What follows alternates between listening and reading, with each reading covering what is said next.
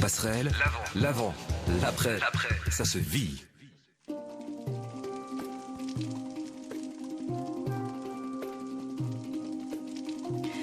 André Lefort, la réalisation de la passerelle jusqu'à 11h qui délivre pour démarrer la nouvelle année une approche forte qui se base sur le fait que nous sommes tous, vraiment tous, guérisseurs. Tout peut être guéri car tout commence dans la conscience. C'est la méthode Martin Brofman présentée ce matin par Philippe Antel. Bonjour, bienvenue. Bonjour à toi. On va se tutoyer puisqu'on se connaît en fait. Oui, on va tout révéler aux auditeurs. Une belle année pour toi, n'empêche. Oui, une belle année. Santé, pour démarrer, c'est ce qu'on dit souvent lorsqu'on souhaite une belle année. Est-ce que pour toi, c'est de tous les jours, donc à la limite, c'est peut-être pas la santé d'abord, ou bien c'est plus que jamais fondamental, parce que nous oublions aussi peut-être la santé au niveau de l'aspect psychique de la personne. Oui, je crois, et en relation avec ce qui se passe actuellement un peu partout sur la planète, l'important c'est de rester centré. Et d'être vigilant par rapport à ce qui se passe dans notre conscience, parce que ça c'est la philosophie avec laquelle je travaille. Et par rapport à nos pensées, nos mots et nos actions, et de choisir des perceptions qui permettent de rester en harmonie et qui permettent de créer une réalité dans laquelle on est en harmonie. Et comme cela, ça peut aider aussi les autres à atteindre ce niveau de conscience et à rester en harmonie. D'accord, être en harmonie, être à l'écoute de soi, prendre soin de soi finalement. C'est le conseil que j'ai donné aussi sur la page Béatrice, sur la première. Et puis je salue les youtubeurs, une belle année à vous, chers youtubeurs. Alors, on va parler de vous tout d'abord, Philippe Antel. Cette capacité d'auto-guérison, puisque c'est de cela qu'il s'agit aussi, voire une approche de soins par la médecine douce. Cela a commencé très tôt chez vous, très jeune. Parlez-nous un petit peu de votre histoire. Quand j'étais petit, il y avait un neveu de ma grand-mère qui était radiesthésiste et qui travaillait avec un pendule. Et il analysait des buvards mouillés de la salive des personnes. D'accord. Et en passant le pendule au-dessus, donc il trouvait les organes physiques où il y avait des symptômes. Et ensuite, il prescrivait des médicaments homéopathiques. Et c'est une approche qu'on ne connaissait pas. Il était très connu en France dans les années 50, 60, 70. D'accord. Et il a écrit un livre qui était paru aux éditions Omnium Literaire qui s'appelle Homme ou Dieu, homme dans le sens être humain. Et donc, c'est de choisir soit d'être homme et d'être limité par nos perceptions, nos sens physiques, ou alors de se comporter comme qui on est vraiment, un créateur, un Dieu. Et donc, en fait, les philosophies qu'il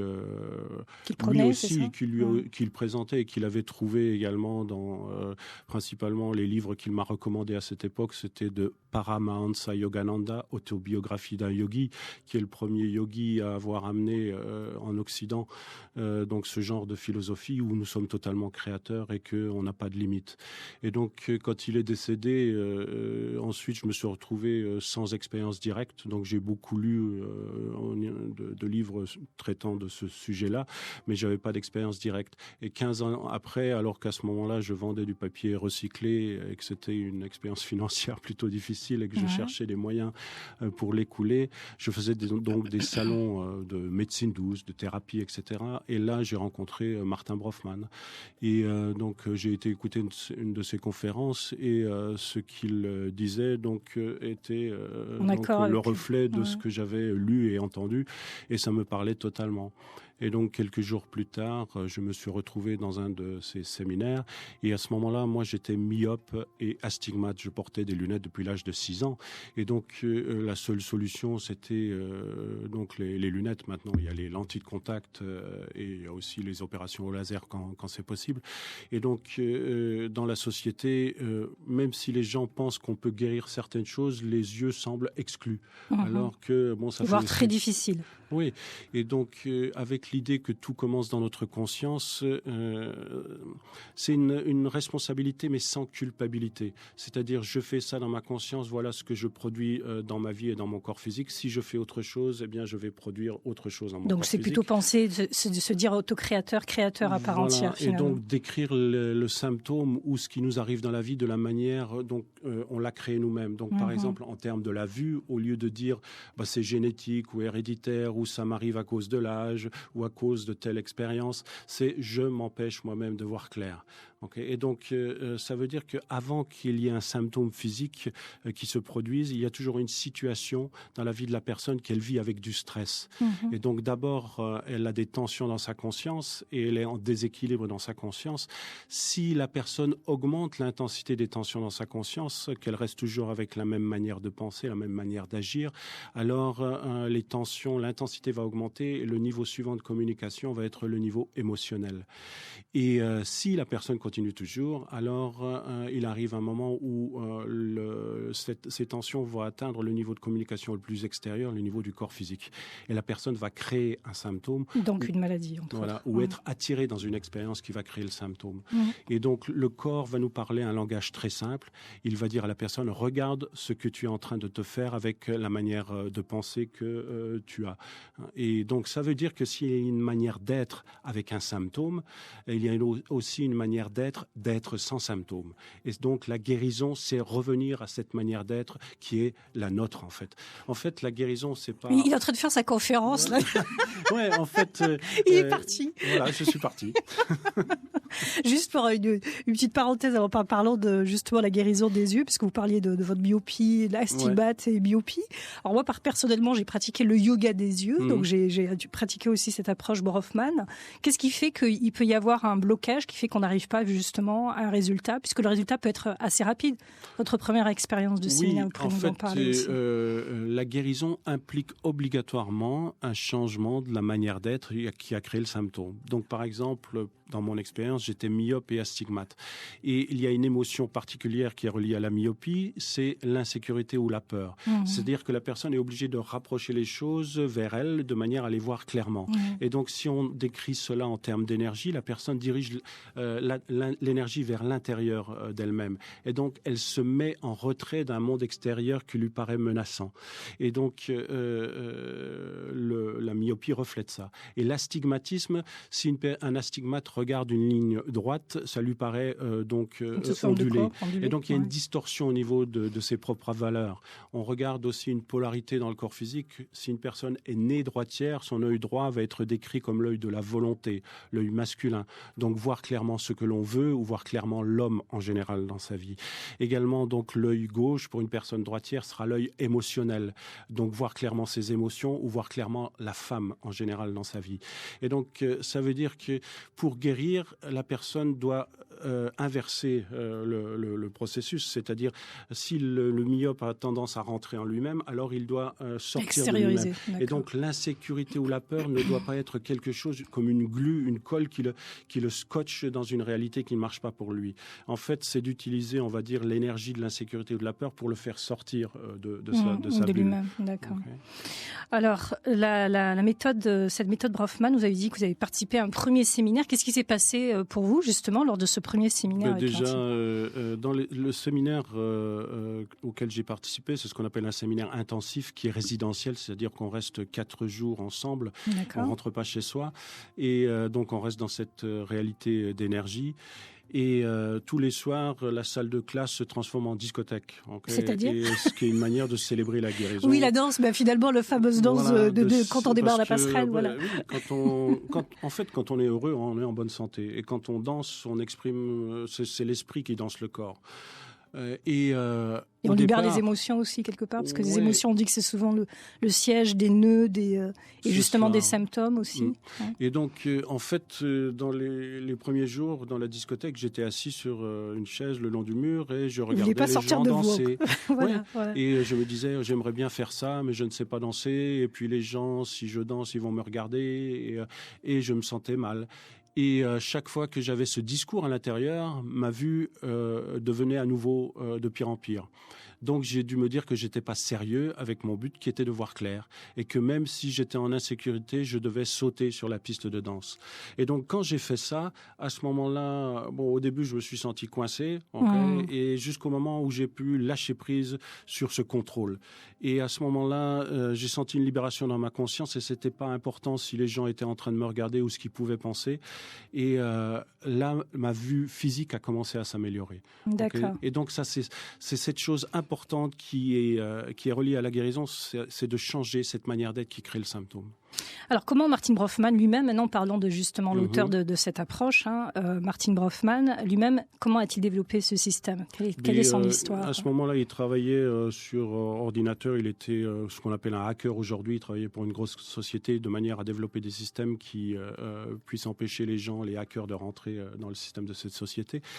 Et donc, il a développé un symptôme physique. Et donc, quand il a été consulté les médecins, ils lui ont dit qu'ils avaient trouvé une tumeur cancéreuse au niveau de la nuque et qu'il devait l'opérer immédiatement. Et quand il a demandé s'il avait la possibilité d'avoir l'opinion d'autres médecins, ils lui ont dit si vous toussez ou vous éternuez trop violemment, vous pouvez mourir tout de suite. D'accord. Okay. Et donc il est passé sur la table d'opération et quand il est revenu à lui, ils lui ont dit qu'il n'avait pas pu retirer la tumeur parce qu'elle était déjà trop profondément enroulée autour de la moelle épinière et qu'en fait il n'existait pas c'était pas possible de faire des rayons ou quelques radiothérapies que c'était. Et quand il a demandé est-ce que vous voulez dire que je suis en phase terminale, donc ils lui ont dit oui. Et combien de temps? 1 ou 2 mois à vivre maximum, sauf si vous éternuez ou vous toussez à nouveau trop violemment. Carrément. Et donc, comme il l'avait renvoyé chez lui avec simplement un régime alimentaire à suivre, ça faisait pas de sens pour lui, s'il pouvait mourir d'un instant à l'autre, de commencer à suivre un régime alimentaire. Et il a commencé à vivre au jour le jour, en même moment par moment. À prendre plaisir totalement de la vie. Voilà. Et donc, pour abréger l'histoire, à un moment donné, donc il a rencontré quelqu'un qui enseignait la méditation zen. Et cette personne, en parlant avec lui, lui a dit ton cancer commence dans la conscience et cet endroit que tu dois regarder de manière à ce qu'il puisse partir de ton corps physique. Et pour lui, c'était la première fois qu'il entendait quelque chose comme ça. Tout ce qui touchait à la spiritualité, etc., ça ressemblait à de la science-fiction avant. Mais puisque la médecine ne lui Une autre réalité, c'est ce que je dis souvent à mon réalisateur Dédé, c'est une autre réalité, une autre façon de voir la vie. Puisque la réalité médicale ne lui laissait aucun espoir, il s'est dit là peut-être il y a une porte ouverte et je vais aller regarder quelles sont les personnes qui ont les outils pour travailler dans la conscience. Et là, il a rencontré des personnes qui enseignent la méthode Silva, qui est aussi donc une méthode de guérison, une reprogrammation positive au niveau du mental, qui a été créée par un Américain, José Silva, qui est toujours enseigné partout dans le monde. Et c'est une méthode très efficace, puisque Martin, en utilisant cette méthode, donc quand il est retourné voir les médecins 2 mois plus tard, ils n'ont plus trouvé trace de la tumeur. Et par la même occasion, alors qu'il était aussi myope et astigmate, donc il a remarqué que sa vision était plus claire. Et à ce moment-là, il recherchait un travail et aussi il devait faire renouveler son permis de conduire, parce qu'aux États-Unis, on doit faire renouveler chaque année son permis de conduire. Et à ce moment-là, donc, ils lui ont dit qu'il avait une vision normale. Et donc, il s'est d'abord intéressé à ça, comment il avait pu retrouver cette vision normale. Non pas comment il l'avait fait, puisque c'était le cas, mais comment c'était possible. Et là, il a recherché des livres qui parlaient de l'amélioration de la vue. Et il a trouvé 8 livres à ce moment-là aux États-Unis, dont 7 parlaient du 8e. Et le 8e avait été écrit par le Dr Bates, qui est en fait le pionnier dans l'amélioration de la vue à travers donc des images positives dans la conscience et une détente du corps physique et une détente au niveau de la respiration. Et la méthode Bates est toujours également enseignée. Voilà. Et ensuite, il s'est aperçu que, en fait, il y avait cette connexion entre ce qui se passait dans la conscience et le corps physique. Et il a développé donc ce système qu'il a appelé le système du corps miroir, qui reflète l'idée que notre corps, c'est le miroir de ce qui se passe dans notre vie. Philippe Antel est notre invité sur Passerelle, c'est jusqu'à 11h surtout, et t'es là. Et bien sûr, vous pouvez nous rejoindre au 05 90 96 6000. Une petite pause musicale avec Tribord. C'est tout de suite. C'est votre Passerelle, 10h-11h sur la première avec Béatrice. On vient dans un petit moment sur la première. On va saluer les youtubeurs Christella, Sonia qui ont l'air d'apprécier leur petit programme du week-end en ouvrant les yeux petit à petit. C'est un petit peu comme le son. Et on va saluer Julien qui se disait si cette méthode pouvait résoudre sans problème. Mais quel est ton problème, Julien? Il suffit de nous la donner sur YouTube. On va soumettre à notre invité Philippe Antel jusqu'à 11h sur la Passerelle. Juste un moment. Vinny Thibouin.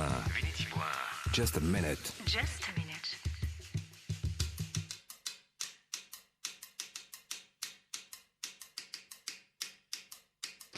Tout commence dans la conscience, tout peut être guéri, nous sommes totalement créateurs. C'est un petit peu le résumé de la méthode Martin Brofman. Il y a des livres qui ont été traduits, Philippe Antel, qu'on peut retrouver. Alors, donc, aux éditions d'Angle, il y a Tout peut être guéri. qui explique donc toute la méthode, les chakras, etc. Il y a aussi Voir de mieux en mieux. Donc spécifiquement sur la vue. Et le dernier livre que Martin donc a écrit avant de quitter son corps physique, c'est La cause intérieure, c'est-à-dire une liste d'environ 850 symptômes avec les relations avec ce qui se passe dans la conscience, et quelle pensée, les manières d'être, d'accord, etc. Quelle pensée avoir ou quel état d'esprit. Et puis il y en a un dernier avec la femme de Martin Brofman. Il vient d'être écrit par la femme de Martin, Annick, Yoga des yeux, yoga de l'âme. Alors, on va parler un petit peu plus en profondeur de cette méthode Brofman. En pratique, ça donne quoi, justement? Comment ça se passe? Ok, en pratique, si on regarde notre expérience, on a une conscience à l'intérieur du corps physique. Le corps physique, c'est simplement un véhicule pour être fonctionnel dans ce qu'on appelle la réalité physique. Mais en fait, c'est pas qui on est. On n'est pas non plus le mental. Le mental, c'est une partie de notre conscience, c'est un outil qu'on peut utiliser si on en a besoin dans le moment présent, ou qu'on devrait être capable de laisser tranquille quand on n'en a pas besoin. Mais pour beaucoup de personnes, donc, le mental est devenu le maître dans la conscience et il saute dans toutes les directions. On pense qu'on est ce que l'on pense, quoi. Voilà, ce qu'on appelle en Inde un singe ivre ou un singe fou. Donc il faut faire quelque chose pour le calmer. Et donc en fait, on est une conscience. Cette conscience, c'est la partie de nous qui pense, et qui ressent. Et nous sommes un être d'énergie. Et donc cette conscience, elle remplit tout notre corps physique. Et on est en contact donc avec toutes les parties de notre corps physique à travers cette conscience, cet être d'énergie. Et donc on regarde le monde extérieur et on prend des décisions. En fait, la vie, c'est rempli de décisions à chaque instant. Est-ce que je dois prendre cette tranche de pain ou pas? Est-ce que je dois mettre cette chemise ou pas ce matin? Et donc des décisions à chaque instant. Et si on prend des décisions qui reflètent toujours qui on est vraiment à l'intérieur, alors on est capable de rester dans notre état d'être naturel qui est l'harmonie et la bonne santé. Maintenant, si on prend des décisions parce qu'on vit une situation et on réagit avec du stress, des tensions à cette situation, donc comme je l'ai dit tout à l'heure dans une première partie, on est en déséquilibre dans sa conscience. Si on continue dans la même direction, le niveau de communication suivant, c'est le niveau émotionnel, et ensuite, si on augmente encore l'intensité, on va créer un symptôme, ou alors on est attiré dans une expérience qui crée le symptôme. Si on accepte la réalité que notre esprit nous guide toujours dans les expériences pour nous montrer ce qui se passe pour nous et ce qui est bon pour nous, alors, par exemple, une personne va prendre sa voiture, elle va avoir un accident, elle va se blesser à l'épaule droite. Il y a une raison pour laquelle c'est l'épaule droite. Et donc, le corps parle un langage très simple. Il dit à la personne, regarde ce que tu te fais avec la manière d'être que tu as créée. Et donc, quand la personne a compris le message que lui a donné son corps, elle peut relâcher les tensions dans sa conscience et donc savoir qu'est-ce qu'elle a besoin de faire pour rester à nouveau en harmonie et ne pas recréer le même symptôme. C'est pour ça que dans les séminaires, donc on apprend aux gens à sentir l'énergie, à diriger cette énergie avec leur conscience, à voir cette énergie, ce qu'on appelle l'aura, et à travailler avec différents outils pour amener la guérison. Et en fait, la méthode Brofman, c'est une boîte à outils. C'est pour ça qu'on a pu enseigner, ou on enseigne des séminaires un peu partout dans le monde, dans des pays musulmans, des pays catholiques, protestants, etc. Donc c'est relié à aucune croyance, c'est juste une boîte à outils qu'on peut utiliser pour se guérir soi-même ou guérir les autres. Et dans ce sens-là, on est tous guérisseurs. C'est pas un don spécial qu'une personne a à la naissance et les autres n'ont pas. Et c'est pas quelque chose de mystérieux. Martin a créé cette méthode pour démystifier justement la guérison et de voir que chacun pouvait l'aborder d'une manière très simple et très facile. Et la spécificité du corps miroir, c'est le feedback qu'on va faire après la guérison, de dire à la personne ce qu'on a vu dans sa conscience, ce que on a fait et ce que ça signifie pour nous. De cette manière, la personne a des points de référence par rapport à ce qu'il y avait dans sa conscience avant la guérison, ce qui a créé le symptôme ou la situation difficile dans sa vie. Et quand elle repart dans sa vie de tous les jours, elle sait, en ayant ses points de référence, elle sait ce qu'elle a besoin de changer. C'est ça qui fait que la guérison peut se manifester totalement ou seulement partiellement. Alors dans les ateliers ou dans les stages de week-end que vous allez proposer en Guadeloupe justement, ce sera une approche pour se guérir mais pour apprendre à guérir l'autre aussi. C'est ça, oui, parce que dans les séminaires de week-end, on fonctionne 5 fois comme guérisseur et 5 fois on reçoit une guérison. Parce que si on veut fonctionner ensuite comme guérisseur, c'est important de recevoir aussi une guérison, de savoir qu'est-ce qui se passe quand on reçoit une guérison dans notre conscience et dans notre corps et dans notre réalité. Également, quand on veut être guéri, c'est bien de savoir ce qui se passe dans le guérisseur. Alors, dans le terme guérison, je présume que ça ne fait pas bonne presse pour la médecine classique généraliste quand on parle de guérison. Oui, mais en fait, c'est un peu spécifique à la langue française, parce que par exemple, en anglais, quand on dit healing, il n'y a pas une implication de résultat. Mais en français, quand on emploie le mot guérison, ça veut dire qu'on promet quelque chose. Mais en fait, on emploie le mot guérison parce que si on utilise le mot soin, par exemple, comme dans d'autres thérapies énergétiques, etc., ça implique du temps. Il faut répéter l'expérience. Et donc, par exemple, en tant que guérisseur, si une personne vient vers moi et me demande combien de fois je dois venir pour être guéri, si je dis à la personne, on va faire un soin et vous devez venir 2, 3, 4, 5 fois ou plus, ça veut dire que dans mes perceptions de guérisseur, je ne m'attends pas à ce que la guérison se manifeste maintenant. J'ai pas foi à la guérison. Et donc, je dois, en tant que guérisseur, ouvrir ma conscience à la possibilité de la guérison immédiate, et je dois, en parlant avec la personne, ouvrir la conscience de la personne à la possibilité de la guérison aussi immédiate. Et quand il y a une conjonction comme ça, la même image dans les deux consciences, à ce moment-là, il y a une possibilité de manifester la guérison immédiatement. Alors, c'est quoi la guérison réellement, selon la méthode Bronfman ? Ça se définit comment ? Est-ce qu'elle peut se définir selon chacun ? Ou bien est-ce que ça veut dire, puisque vous parlez de chakras, est-ce que ça veut dire, comme on dit souvent, les chakras, tous les chakras sont ouverts ? Est-ce qu'on doit se focaliser sur ces fameux chakras ? Déjà, la guérison en elle-même, c'est le retour à l'harmonie à tous les niveaux de notre être, au niveau physique, mental, émotionnel et spirituel. Et donc, être capable de rester en harmonie et en bonne santé, quoi que ce soit qui se passe dans notre vie. Être capable de faire face à quelques situations sans partir dans le déséquilibre. Ce qui n'est pas spécifiquement très facile. Okay. Et oui, on travaille avec les chakras qui viennent de la tradition hindoue. Et donc, à chaque chakra sont reliés des aspects spécifiques de conscience, une glande endocrine, un groupe de nerfs qu'on appelle un plexus nerveux, des organes physiques et des fonctions dans le corps. Et à chaque chakra sont reliés aussi un corps, Donc, les chakras représentent une séquence logiquement ordonnée de 7 vibrations qui vont de la vibration la plus basse, qui est reliée au niveau du chakra racine, qui est situé en face de la base de la colonne vertébrale, jusqu'au niveau le plus subtil, donc le chakra coronal au sommet de la tête. Et chacun d'entre nous, on peut dire, on a un chakra foyer qui correspond à quelles sont nos motivations principales dans le moment présent dans notre vie. Par exemple, le chakra racine, les aspects de conscience, c'est la sécurité, la confiance, la survie par rapport au foyer, au travail, à l'argent, c'est aussi la relation avec notre mère. Et donc, on va dire c'est le chakra de base. Et donc, si une personne, sa motivation principale dans la vie, c'est la sécurité, la confiance, eh bien, il regarde donc son expérience à travers son chakra racine. Et à un moment donné, donc, on peut changer sa motivation principale. Par exemple, la motivation principale peut être la nourriture ou la sexualité. Et là, donc, on va regarder le monde à travers notre deuxième chakra, qui est situé dans l'abdomen. Et donc, on va avoir l'impression que tout le monde est motivé par la même chose. C'est un peu comme si, dans ces niveaux de conscience les plus extérieurs, on est perdu dans l'aspect miroir de nos perceptions. On ne voit pas le monde tel qu'il est, mais on le voit tel qu'on est. Et le premier niveau de conscience où on peut avoir une vue objective du monde extérieur, ça va être le chakra du cœur, où là, c'est un espace sans jugement, et sans condition. Et pour beaucoup de personnes, c'est difficile de ne pas juger. Donc, je crois que ça, c'est une chose importante pour chacun. Déjà, pour retrouver une bonne santé, c'est de regarder comment la personne se juge elle-même, ne s'accepte pas elle-même, et donc déjà de développer une acceptation et une compassion pour soi-même. Et à ce moment-là, après, on peut diriger donc cette acceptation et cette compassion vers les autres à l'extérieur.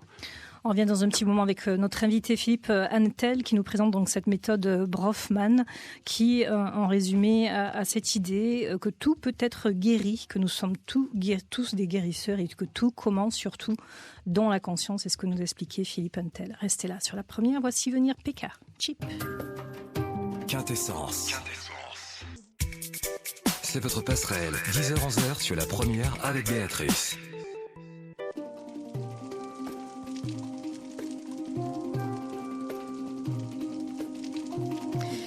On revient dans la passerelle avec notre invité Philippe Antel, mais aussi Viola Shop qui est donc sa compagne et qui va nous partager. Bonjour Viola. Viola qui va nous partager aussi son témoignage, puisque depuis 1990, c'est ça, vous partagez cette méthode avec Martine Brofman. Oui, Philippe moi Antel. j'ai commencé en 1990 et Viola elle a commencé en 1991, d'accord. Enseigne depuis 1994. 1994, vous enseignez. Alors, quels sont les retours, avant de parler, Philippe Antel, des retours des histoires de gens les plus flagrants? On aimerait bien avoir l'expérience de Viola, puisque vous êtes là, on en profite. Oui. Moi, personnellement, je suis née en Examen de l'Est. Donc, c'était une période où on ne parle pas beaucoup par rapport à la médecine alternative. Donc, moi, j'étais plutôt un esprit très curieux, donc j'ai trouvé un moyen d'avoir des livres d'Examen de l'Ouest, donc c'était un peu caché. Mais on a organisé des stages de relaxation, de méditation, de développement de soi. Mm-hmm. Et tout était un peu caché à travers, par exemple, des exercices théâtraux et tout ça. D'accord. Mais c'était une approche qui était un peu dans le sens où j'étais curieuse d'apprendre, de lire des livres, mais ce n'était pas forcément une approche où je savais profondément en moi, tout démarre dans la conscience. Mm-hmm. Et aussi, chaque symptôme a une cause derrière.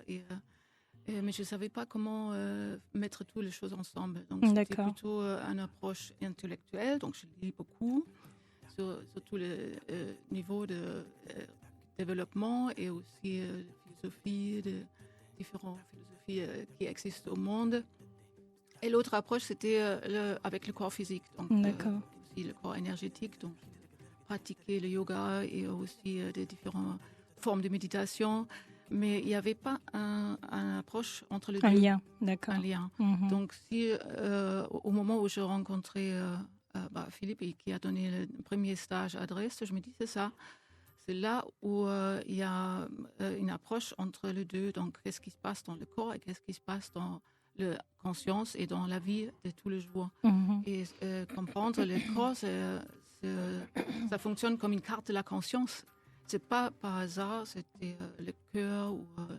Dans mon cas, j'avais une scoliose et aussi de allergie très forte. Un rhume des foins. Et rhume de foin. Et donc, c'était pour moi quelque chose que je dois vivre avec. Parce que la médecine et d'autres formes de guérison, et c'était pas possible de les guérir. Donc, je me dis, OK, je dois pour toute ta vie, adapter, comme on dit que certains des fois dire, c'est pour toute ta vie, quoi. C'est la première fois dans le stage des corps miroirs où j'ai entendu, tu peux guérir ça. Et j'étais très sceptique à cette période, mais ouverte pour l'expérience. Je suis à la base artiste aussi, donc très proche de création. Donc pour moi, c'était normal de dire je suis créatrice aussi dans ce niveau-là. D'accord. Donc je me dis, OK, si sur une côté, il n'y a pas de possibilité de guérir ou de retourner à l'équilibre, pourquoi pas essayer un autre chemin? Et donc c'était par curiosité, ça m'a amené à cette forme de guérison. Et au moment où j'ai compris, ça marche, donc je me guéris moi-même de ces symptômes et tous les autres problèmes qui étaient dans ma vie aussi, qui étaient liés à ça. J'avais l'envie de partager ça avec d'autres gens parce que c'était la première fois où je sentis c'est une forme de guérison où il n'y a pas de hiérarchie. Avant, je connaissais pas mal de formes où il y a un gourou. Ah, d'accord. Et la guérison, c'est sur un ça dépend du gourou, quoi. Ça dépend de. Il faut être élève pendant très longtemps et peut-être on arrive. Ou l'autre côté, c'était le monde des physiques et médicaux où on dit c'est placebo, ça n'existe pas. Et c'était là où c'était pour moi une révélation parce que c'est devenu très normal. Tout le monde sent ces dons. Donc, on peut apprendre ces techniques de se guérir nous-mêmes déjà et après aussi avoir les techniques pour pouvoir guérir les autres. Mm-hmm. Et c'était très doux comme technique, c'était pas une chose, je te guéris et après, pense que tu dois guérir, que tu es guéri. Tu dois suivre mon chemin à moi. D'accord. Non, c'était en fait une liberté énorme dans cette forme de guérison et aussi une égalité. D'accord. Ouais. Ok. Ben, merci beaucoup Viola pour ton partage, parce que maintenant tu es celle qui guérit maintenant en fait. C'est comme la guérison implique aussi un processus de transformation d'être, oui. Et nous on est toujours sur en transformation. Le chemin, ouais. donc aussi pour être en bonne santé, en équilibre, ça nécessite à écouter son intuition en permanence et c'est bien aussi apprendre ça. Exactement. À suivre ce chemin, donc j'invite tout le monde à suivre leur propre chemin vers leur guérison et écouter eux-mêmes en fait. Ouais, s'écouter. Chacun c'est différent. Qu'est-ce que ça veut dire être en équilibre? On a, avant d'écouter Philippe Antel sur des expériences de témoignage parmi les différents stages, donc je rappelle que vous êtes en un stage qui est prévu le week-end. Le week-end c'est le 12 et 13. 12 et 13. L'autre week-end à Petit-Bourg. Et puis il y a une conférence le 8, mardi 8. Le 8 aussi, donc à Petit-Bourg. Okay. À la Case Angélique, il y a le lien sur la page Facebook Béatrice sur la première. Alors on avait sur YouTube Julien qui disait si cette méthode pouvait régler mon problème. Alors, sans problème, je le donne en résumé. Est-ce que je le donne, Julien? Infection. Alors, attendez, il faut que je revienne sur le tout premier message de Julien. Le problème par rapport à un nerf qui serait innervé ou comprimé au niveau du fessier, selon des spécialistes que j'ai vus. Problème que j'ai depuis plus d'1 an. Donc, il pense que c'est peut-être lié à une peur qui s'est déclarée après une rupture, infection ou maladie grave, alors qu'au final, finalement, quelques semaines après, mon problème est apparu. Et puis, il a donné un dernier message. Il a des problèmes gastriques qui sont apparus, après avoir pris aussi plusieurs antibiotiques par rapport à la douleur. Et puis, du coup, ça a déclaré une sorte d'infection urinaire. Ben oui, ça enchaîne, hein. La douleur se fait en bas à gauche de la fesse droite avec des sensations de tiraillement et parfois des coups électriques. Oui, donc il semble que là ce soit relié à ce qu'on appelle le chakra racine, donc à la base. Et donc les aspects de conscience, c'est la sécurité, la confiance par rapport à 3 choses principalement. Le foyer, donc se sentir en sécurité à la maison. Okay, et donc s'il y a une rupture, on peut se sentir en insécurité. C'est aussi par rapport donc à l'argent, au travail, c'est aussi la relation avec la mère. Okay. Et donc, s'il est droitier et si c'est du côté droit, donc c'est en bas à gauche de la fesse, il disait. Plutôt côté gauche. Côté gauche, ouais. Ok. Donc, s'il est droitier, le côté gauche, c'est le côté émotionnel féminin. Donc, si ça touche le fessier, ensuite la jambe émotionnelle, donc ça peut être confiance en une femme à l'extérieur. Okay, ou confiance donc de se tenir sur les fondations de son être émotionnel. Okay. D'être à l'écoute de ses émotions, ce qui n'est pas toujours évident pour les hommes. Vous êtes d'accord, Philippe Antel? Oui, je suis tout à fait d'accord, dans le sens où si on regarde dans beaucoup de sociétés, dans beaucoup de pays, l'homme est élevé d'une certaine manière. Un petit garçon, il doit être fort, il ne doit pas montrer ses émotions. Et ensuite, quand on devient adolescent, c'est la même chose, il faut être fort, pas montrer ses émotions. Et donc, c'est pour ça qu'il y a beaucoup plus de femmes aussi que d'hommes qui sont dans ce genre de démarche. Okay, où dans la guérison, c'est important de clarifier les choses à l'intérieur et de lâcher prise sur le contrôle qu'on peut avoir sur soi-même. Alors, on rappelle qu'il y a cette conférence que vous proposez mardi 8 janvier, 18h30 à la Case Angélique de Petit-Bourg, Se guérir et guérir les autres, une conférence totalement gratuite et ouverte pour tous. Et puis, un stage de 2 jours, le week-end du 12 et 13. Pour en venir un petit peu au témoignage, vous, personnellement, parmi toutes les guérisons qui ont pu se proposer devant vous, vous avez parlé de votre propre guérison au niveau des yeux. Est-ce que vous pouvez nous dire une des guérisons qui vous a le plus touché? Je veux dire, c'est celle de mon père me vient là, où mon père avait des gros problèmes aux jambes. Et quand ma mère est décédée, c'était un peu difficile leur relation vers la fin. Et donc, il avait du mal à marcher. Et je lui avais déjà donné quelques guérisons. Mais en fait, comme je l'ai dit tout à l'heure, la guérison implique obligatoirement de changer la manière d'être qui a créé le symptôme. Il n'avait pas vraiment envie de changer. Et donc ensuite, quand il s'est retrouvé tout seul, je lui ai dit, tu sais ce que je fais, hein, je fais des séminaires. Si vraiment tu as envie de changer ton scénario, viens dans un séminaire. Et donc, en fait, au début, il est venu, mais plutôt pour être avec moi. Que pour participer au séminaire de guérison, bien qu'il soit ouvert par rapport à ça, puisqu'il avait déjà demandé à recevoir des guérisons. Mais là, il a fait tous les séminaires possibles et imaginables avec moi, avec Martin, et il a commencé à changer son film et à remarcher et à courir. Et à nouveau, il a eu une histoire qui s'est passée dans sa vie où, à nouveau, il est retombé dans le même scénario. Ah oui. Et là, il n'avait plus envie de changer. Donc, ça montre que quand on ramène la clarté, quel que soit l'âge ou quelle que soit l'ancienneté ou la gravité d'un symptôme, un symptôme, c'est simplement une énergie bloquée. Et donc, on peut débloquer cette énergie en nous-mêmes ou en quelqu'un d'autre et on ramène l'énergie dans le flux. Et ça veut dire que dans cette optique-là, puisque chaque symptôme est une énergie bloquée, il n'y a pas de différence entre guérir un mal de tête ou guérir un cancer. Sauf si le guérisseur pense que c'est plus difficile ou la personne qui reçoit la guérison pense que c'est plus difficile. Et ça met des limites dans la manifestation. Mais à partir du moment où on retrouve l'harmonie dans sa conscience, à ce moment-là, la guérison peut se manifester. Mais si on remet à nouveau les mêmes tensions, on a la possibilité de redévelopper à nouveau le même symptôme. Dans les mêmes scénarios. Juste pour terminer, ça veut dire que la bonne santé ou la maladie, ce ne sont pas des états stables. Ça dépend comment on répond aux expériences qui nous sont proposées dans notre vie.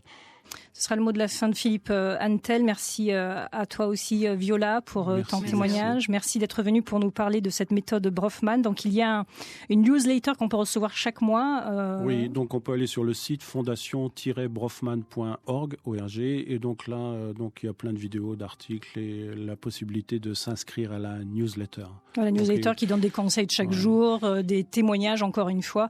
Bronfman, c'est B-R-O-F-M-A-N. Merci. On finit en musique sur La Passerelle. Je vous souhaite un excellent week-end. Rendez-vous demain pour La Passerelle entre 10h et 11h.